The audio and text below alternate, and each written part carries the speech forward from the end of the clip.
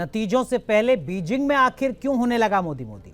और चीन के सरकारी अखबार ग्लोबल टाइम्स ने पीएम मोदी के तीसरे टर्म को लेकर क्या कुछ लिख दिया?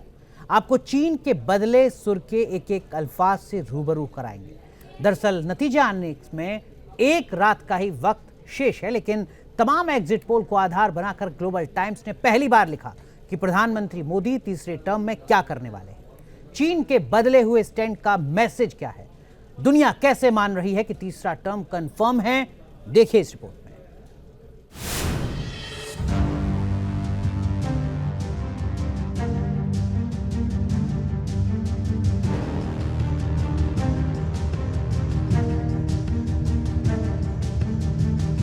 भारत में स्थिर और मजबूत सरकार होने से आज पूरे विश्व का भारत पर भरोसा बढ़ा है।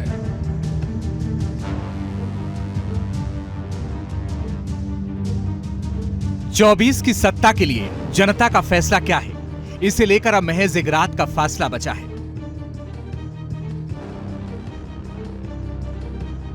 काउंटडाउन शुरू हो चुका है और हलचल देश में नहीं बल्कि दुनिया में बढ़ी हुई है, क्योंकि नतीजों से पहले आए तमाम एग्जिट पोल ने ब्रांड मोदी के हैट्रिक का अनुमान लगाया है।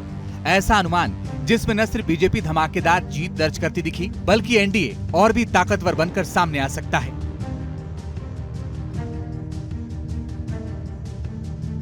नतीजों से पहले एग्जिट पोल ने पीएम मोदी की हैट्रिक की मुनादी बजाई तो चालबाज चीन भी मोदी मोदी की राग अलापने लगा।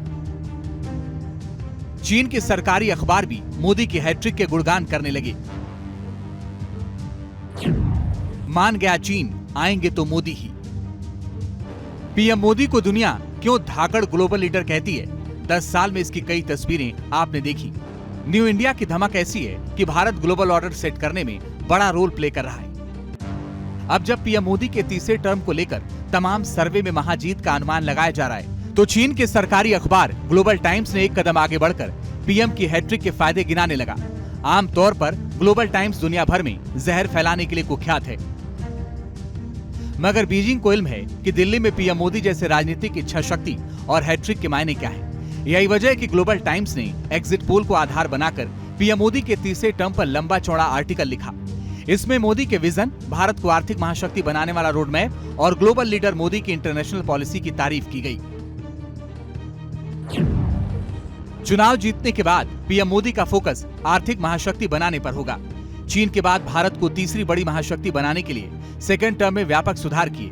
पीएम मोदी इंटरनेशनल पॉलिसी के तहत भारत का प्रभाव बढ़ाने पर भी काम करेंगे। विदेश नीतियां पहले की तरह बनाए रखेंगे।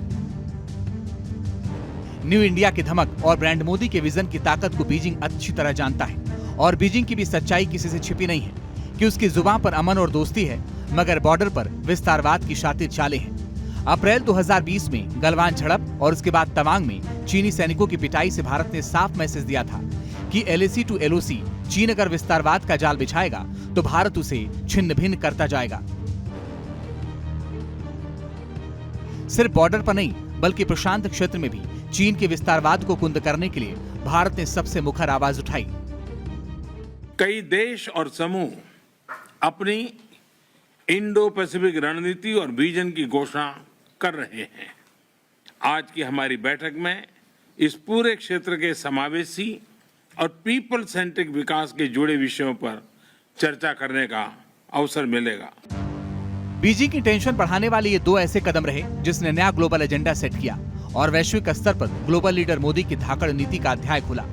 परंपरा और प्रोटोकॉल से हटकर पीएम मोदी इंटरनेशनल डिप्लोमेसी को साधने का हुनर जानते हैं। यही वजह है कि यूक्रेन से लेकर गाजा युद्ध तक जब दुनिया खेमे में बट गई तो भारत रूस बनाम अमेरिका के बीच शक्ति संतुलन का बड़ा केंद्र बना रहा। न्यू इंडिया की धाकड़ ग्लोबल पॉलिसी के बीच दुनिया को भरोसा हो गया कि तीसरी बार पीएम मोदी शपथ लेने वाले हैं।